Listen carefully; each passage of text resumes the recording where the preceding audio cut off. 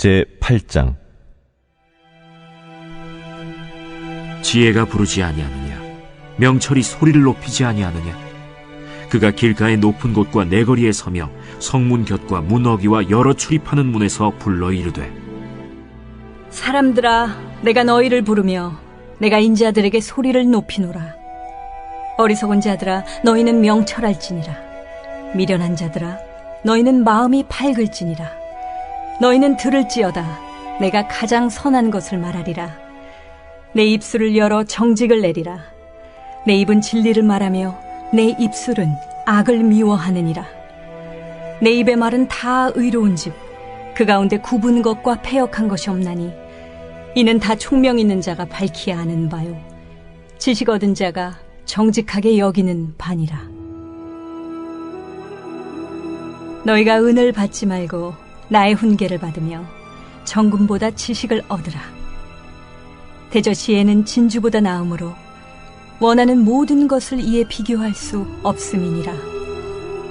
나 지혜는 명철로 주소를 삼으며 지식과 근신을 찾아옵나니 여호와를 경외하는 것은 악을 미워하는 것이라.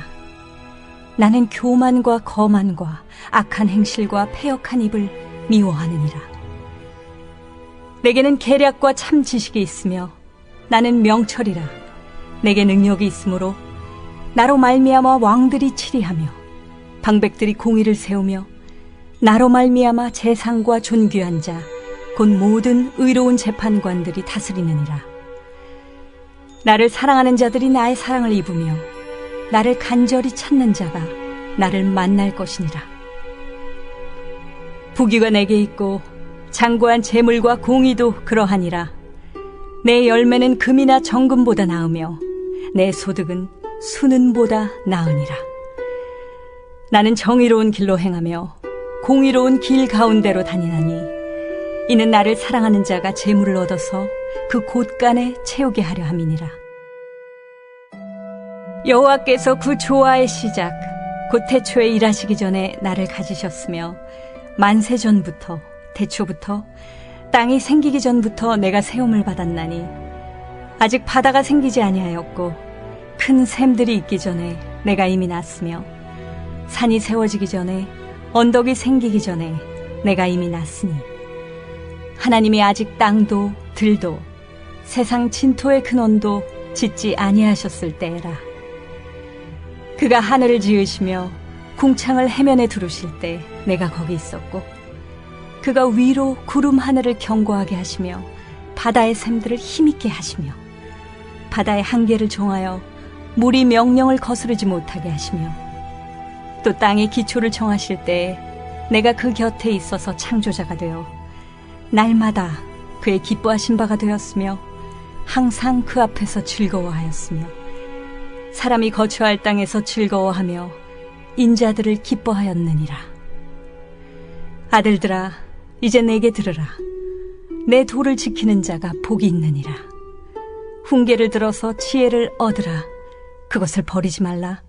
누구든지 내게 들으며 날마다 내 문 곁에서 기다리며 문설주 옆에서 기다리는 자는 복이 있나니 대저 나를 얻는 자는 생명을 얻고 여호와께 은총을 얻을 것임이니라.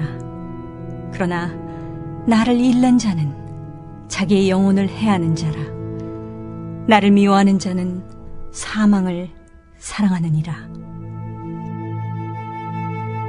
하나님 주시는 말씀은 구약성경 출애굽기 14장 15절에서 23절 말씀입니다.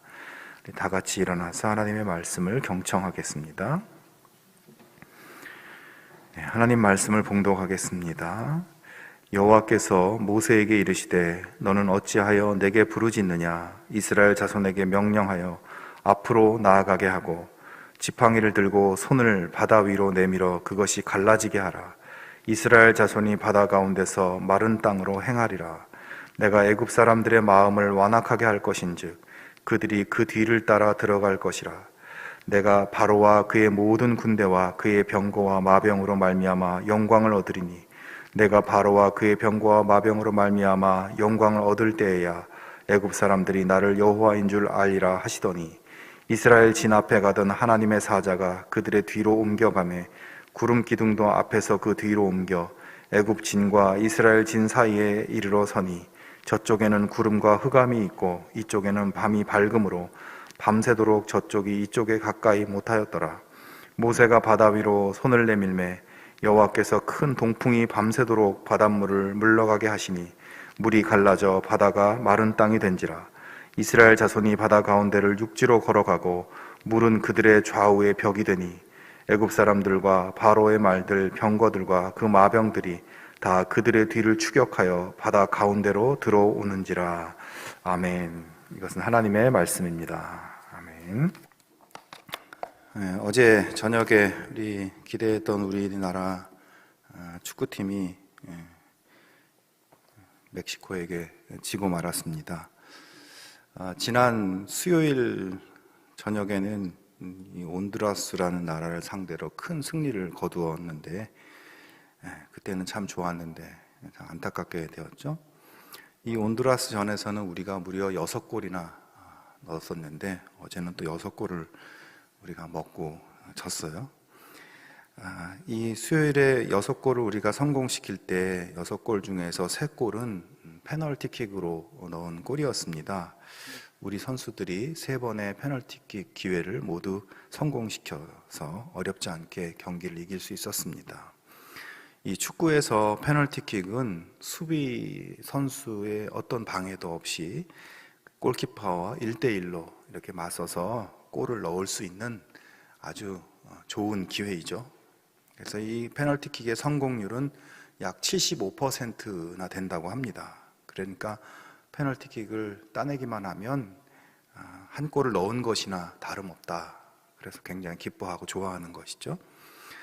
그러면 반대로 골키퍼의 입장에서는 이렇게 절대적으로 불리한 페널티킥을 막기 위해서 여러 가지 전략을 세워볼 수 있을 것 같은데, 사실은 이 페널티킥을 찰 때 보통 공이 날아오는 속도가 평균적으로 한 시속 100km 정도 이상으로 그렇게 빠르게 날아오기 때문에 골키퍼가 공의 방향을 눈으로 확인하고 나서 그 공을 막으려면 거의 막을 수가 없다고 하죠. 그래서 골키퍼가 취할 수 있는 유일한 전략은 공이 오는 것을 보면서 막는 것이 아니라 공을 오기도 전에 이미 마음속으로 오른쪽이든 왼쪽이든 마음속으로 방향을 정해놓고 그쪽으로 재빨리 몸을 던져야만 이 공을 막을 수가 있다고 합니다. 반면에 페널티킥을 차는 사람도 성공시키기 위한 전략이 필요하겠죠. 먼저 공을 왼쪽으로 찰지 오른쪽으로 찰지 마음속으로 정해야 되겠죠. 사실상 이것은 골키퍼와 마찬가지로 반반의 확률입니다. 자, 그런데 여기서 차는 사람의 입장에서 한 가지 더 선택을 할 수 있다면 그것은 골키퍼가 서 있는 중앙을 향해서 공을 차는 것이에요. 이 빅데이터 분석을 보면 골키퍼가 페널티킥을 막을 때 왼쪽을 막을 확률이 약 50%, 오른쪽을 막을 확률이 약 40% 정도이지만 중앙에 골키퍼가 그대로 있을 확률은 고작 2%밖에 되지 않는다고 합니다. 그러니까 대부분 오른쪽이나 왼쪽으로 몸을 날리고 한 2% 정도만 반응이 느려서 미처 몸을 던지지 못하고 그대로 서 있게 된다는 거예요. 이런 빅데이터 분석을 따른다면 페널티킥 차는 사람은 어떻게 하면 되겠습니까? 당연히 중앙으로 차야 되겠죠. 골키퍼들이 왼쪽이나 오른쪽으로 몸을 날릴 확률이 합쳐서 90%니까 가운데로 차면 거의 확실하게 공을 넣을 수가 있는 것입니다. 그렇지만 현실은 어떨까요? 이렇게 통계적으로는 중앙으로 차면 성공할 것이 거의 분명하지만 대부분의 선수들은 그렇게 하지 않는다는 것입니다. 중앙으로 차면 성공 확률이 90%인데 이걸 선택하지 않고 50% 확률밖에 되지 않는 오른쪽이나 왼쪽으로 찬다는 것이에요. 왜 그렇게 할까요? 여러분, 차는 사람이 오른쪽이나 왼쪽으로 차다가 골키퍼에게 그 공이 잡히면 사람들이 어떻게 반응을 합니까? 보통 차는 사람이 잘못 찼다고 생각하기보다는 멋지게 날아서 공을 막은 골키퍼의 실력이 좋았다고 그를 칭찬합니다. 그리고 차는 사람에게서는 참 아쉽지만 오늘 운이 나빴다고, 하다 보면 그럴 수 있겠지, 이렇게 말하면서 왜 그렇게 오른쪽으로 찼냐, 왜 왼쪽으로 찼냐, 이렇게 비난하지는 않는다는 것이에요. 하지만 중앙으로 차다가 실패를 하면 어떻게 될까요? 사람들은 아니 공을 왜 가운데로 차, 구석으로 차야지, 어떻게 저렇게 찼지? 하면서 차는 사람의 실력과 기량을 지적하면서 그를 비난하게 된다는 것입니다. 자, 그러니까 차는 사람은 양쪽 구석이 아닌 가운데로 찼다가 실패하면 받게 될 비난이 두려워서 가운데로 차지 못하는 것이에요. 그리고 또 한 가지 더 근본적인 것은 가운데로 차면 성공할 수 있는 확률이 더 높다는 것을 신뢰하지, 그 통계를 믿지 못하기 때문이겠죠. 저는 페널티킥에 대해서 분석한 이 자료를 보면서 우리의 신앙생활과 많이 연결될 수 있다는 생각이 들었습니다. 성경은, 하나님 말씀은 우리에게 어떻게 하면 골을 성공시킬 수 있을지 분명히 가르쳐 주고 있습니다. 기나긴 하나님의 역사 속에서 검증된 확고한 진리가, 확고한 방법을 우리에게 보여줍니다. 우리가 하나님 안에서 자유를 누리고 하나님의 축복과 은혜를 누리는 삶을 어떻게 살 수 있는지를 성경은 분명하게 가르쳐 주고 있어요. 공을 어디로 차야 넣을 수 있을지 분명히 성경은 보여줍니다. 하지만 우리가 성경이 제시하는 방법을 신뢰하지 못하고 자꾸 내 방식대로, 세상의 방식대로 그렇게 선택하며 사는 것이죠. 그리고 성경 말씀대로, 하나님 말씀대로 살았다가 혹시 손해보면 어떡할까? 잘못되면 어떡할까? 두려워하는 것이죠. 사랑하는 여러분, 여러분은 어느 쪽을 선택하며 살고 있습니까? 오늘의 본문에서는 이스라엘 민족이 아주 절체절명의 선택 앞에 서 있는 것을 보게 됩니다. 이스라엘 백성들은 이집트에서 430년 노예 생활하다가 드디어 하나님의 은혜로 탈출을 하게 되었어요. 그렇게 탈출한 이스라엘을 이제 하나님께서는 구름 기둥과 불 기둥으로 그들을 보호하시고 그 길을 인도해 주셨습니다. 그렇게 그들은 하나님의 인도함을 받아서 약속의 땅을 향해서 나아가고 있었습니다. 자, 그런데 그렇게 이집트를 탈출해서 하나님의 인도하심을 따라 일주일 동안 정신없이 걸어서 도착한 곳은 어디입니까? 바로 홍해 바닷가 앞이었어요. 일반적으로 이집트에서 가나안 땅으로 가는 가장 빠른 길은 북쪽 해변길이에요. 근데 하나님께서는 이스라엘 백성들을 정반대로 남쪽의 이 광야길로 인도해 주셨고, 그리고 일주일 만에 홍해 앞에 도착하게 하신 것입니다. 자, 더 이상 앞으로 나아갈 수 없는 바다를 만났으니까 사람들은 어떻게 생각할까요? 다른 우회로가 있지 않나 돌아보게 되겠죠? 그래서 오른쪽 방향을 보니까 굉장히 높고 험준한 바위 산맥이 그들의 길을 오른쪽에 버티고 있었습니다. 사람이 갈 수 없는 그런 이 바위 산맥지대예요. 왼쪽 방향은 이집트 국경 수비대의 군사 기지들이 거기에 왼쪽 방향으로 가면 있어요. 그러니까 앞으로도 갈 수 없고 양옆으로도 갈 수 없는 막다른 길에 도달하게 된 것입니다. 그리고 더욱 심각한 것은 이스라엘 백성들을 놓아주었던 이집트 왕이 며칠 만에 마음이 바뀌어서 다시 이스라엘을 잡으려고 군대를 총동원해서 전속력으로 이스라엘을 쫓아오고 있다는 것입니다. 당시 이집트를 탈출한 이스라엘 백성은 성인 남자만 60만 명이라고 성경에 되어 있어요.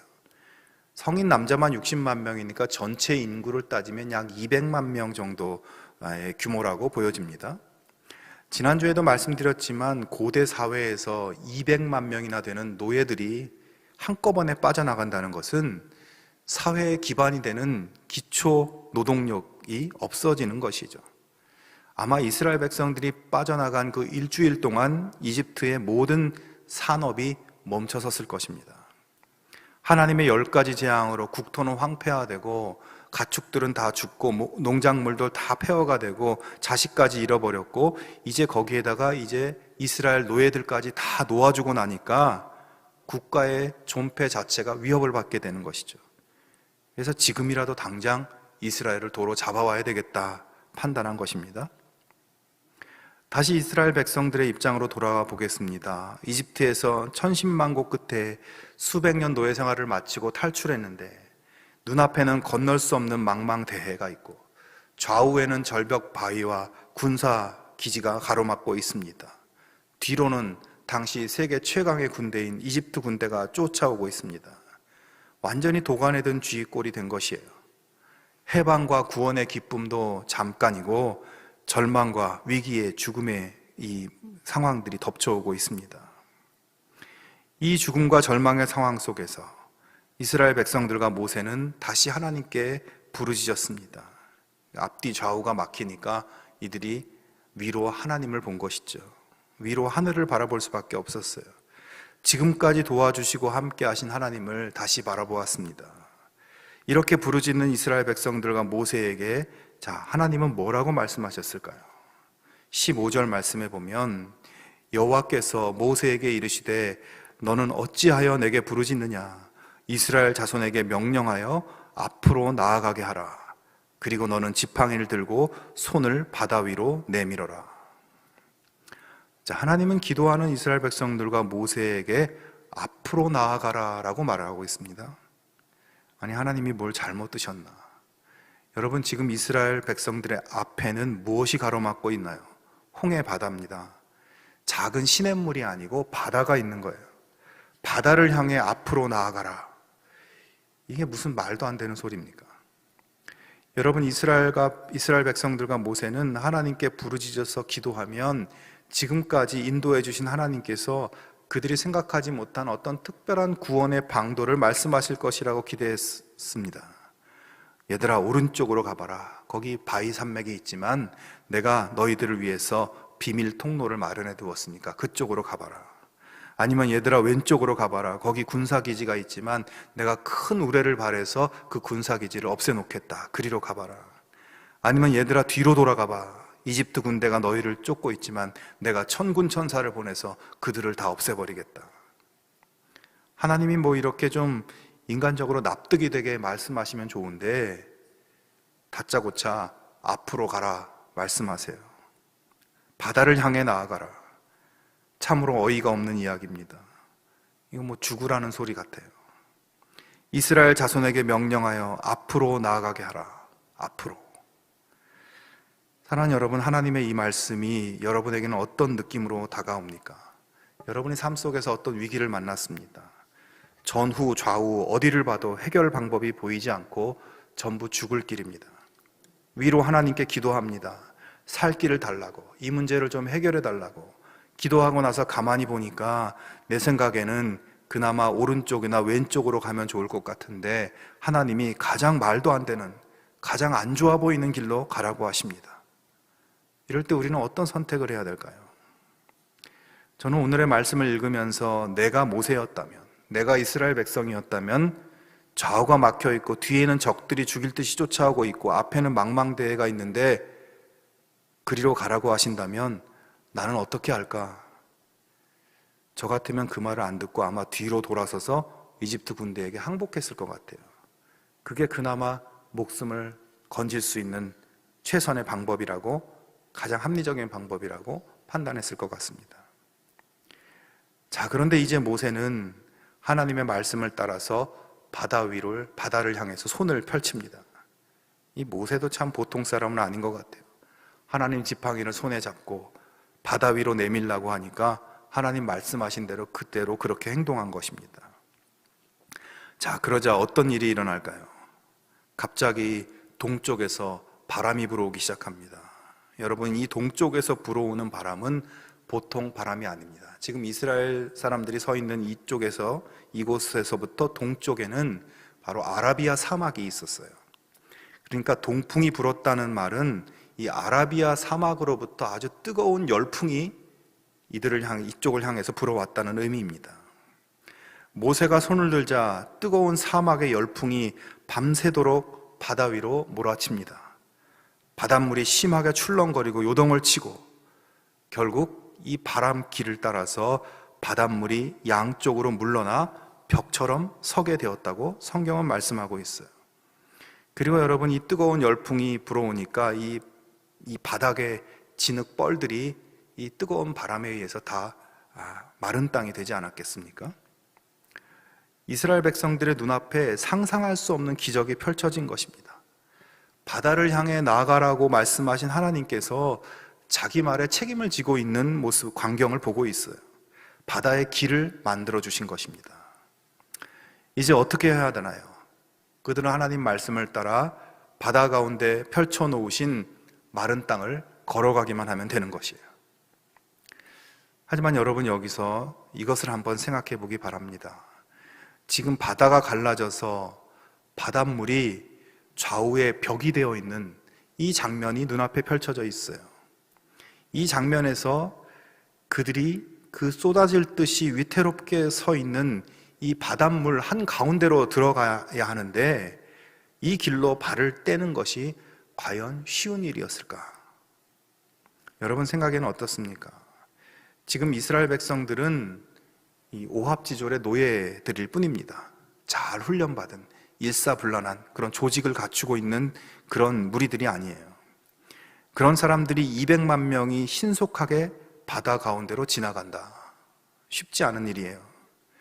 여러분, 200만 명이 1m 간격으로 일렬 종대로 쓰면 그 행렬의 길이가 상상할 수 없는 길입니다. 상상을 초월하는 길이에요. 거기다가 노약자들과 가축들, 온갖 살림살이, 짐보따리 이것까지 다 챙겨야 되고 한두 가지 챙길 일이 아닙니다. 게다가 오랜 노예 생활로 이 사람들의 정신 상태는 굉장히 불안과 의심, 원망, 두려움 이런 것에 사로잡혀 있었습니다. 자, 바닷물이 지금은 벽처럼 서 있지만 우리 이 200만 명이 지나갈 동안 저게 잘 버텨줄까? 중간에 갑자기 저 벽이 무너져 내리지는 않을까? 갑자기 바람이 멈추고 바닷물이 쏟아지면 어떡할까? 저 바닷길은 과연 안전한 것일까? 100% 믿어도 되는 것인가? 이런 의심과 두려움의 마음이 들지 않았을까요? 그러니 눈앞에 기적이 열려 있어도 선뜻 발을 떼기가 쉽지 않았을 것입니다.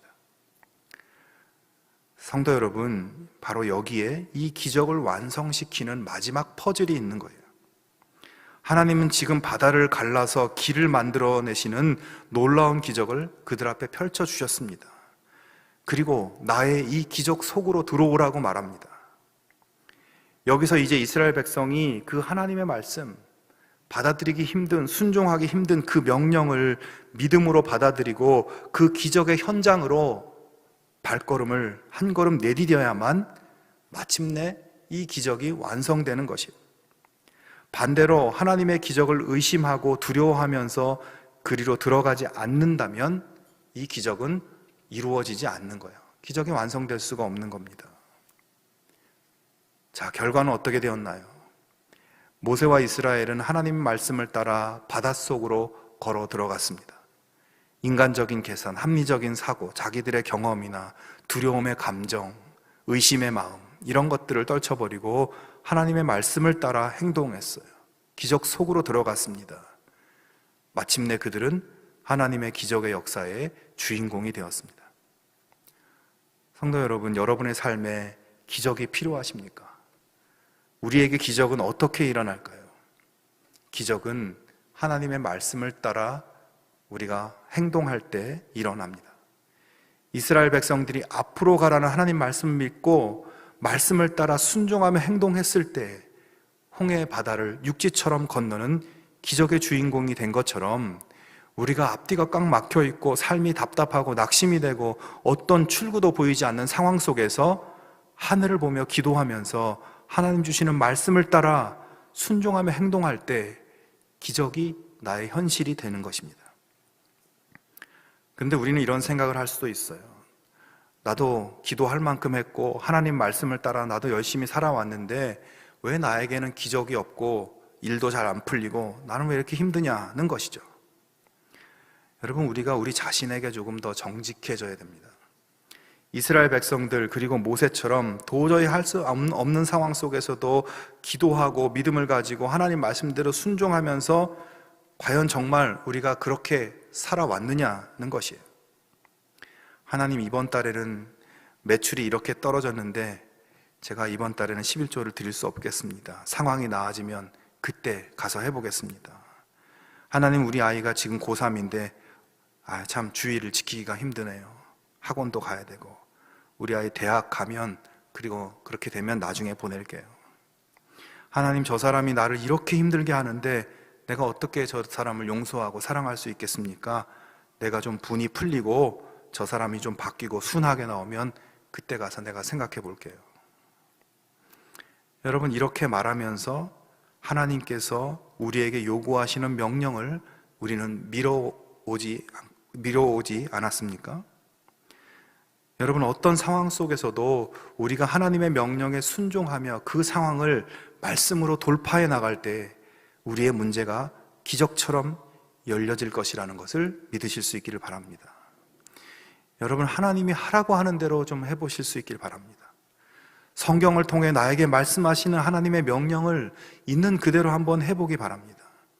하나님의 기적의 역사가 우리의 것이 될 것입니다. 미국 시카고의 윌로우 크릭 교회에 수년간 사역해왔던 존 오트버그 목사님의 책 중에 이런 책이 있습니다. 책 표지가 이렇게 보이시죠? 근데 제목이 좀 길어요. 우리말로 하면 네가 만약 무리를 걷는 기적을 경험하고 싶으면 배에서 뛰어내려야 한다. 이게 책 제목이에요. 무리를 걷는 기적을 경험하고 싶으면 배에서 뛰어내려야 된다. 예수님의 제자들이 배를 타고 풍랑이 심하게 몰아치는 바다를 지나고 있었습니다. 배가 뒤집혀 곧 죽을지도 모르는 상황이었어요. 근데 예수님께서 물 위로 걸어오시면서 베드로에게 너도 물 위로 걸어오라고 말씀합니다. 그때 베드로는 주님의 말씀을 듣고 주님의 명령하신 대로 해보았어요. 보트에서 뛰어내려서 물 위로 발을 내디뎠습니다. 어떻게 되었나요? 물 위를 걷는 기적의 주인공이 되었어요. 여러분께서도 주님의 하신 말씀대로 하면 주님이 책임지신다는 믿음을 가지고 여러분도 배에서 뛰어내리면 진짜 물 위를 걷는 기적의 주인공이 될 수 있다는 것입니다. 당장 매출이 떨어지고 벌이가 없어서 하나님 앞에 드릴 수 없는 상황에서 뛰어내릴 때, 세상살이 때문에 바빠서 그저 형식적인 신앙생활만 겨우 유지하고 있는 그런 상황 속에서 뛰어내릴 때, 분노와 원망과 미움의 상황에서 뛰어내릴 때 하나님의 말씀을 따라 믿음으로 순종하며 행동했을 때 하나님의 기적이 일어나는 것입니다. 여러분, 예수 믿는 사람의 특징은 무엇입니까? 예수 믿는 사람의 특징, 담배 피우지 않고 술 마시지 않고, 이것이 예수 믿는 사람들의 특징일까요? 교회 다니는 사람 중에도 담배 피우고 술 마시는 사람 적지 않습니다. 그러면 주일에 교회에 나가는 것이 예수 믿는 사람들의 특징일까요?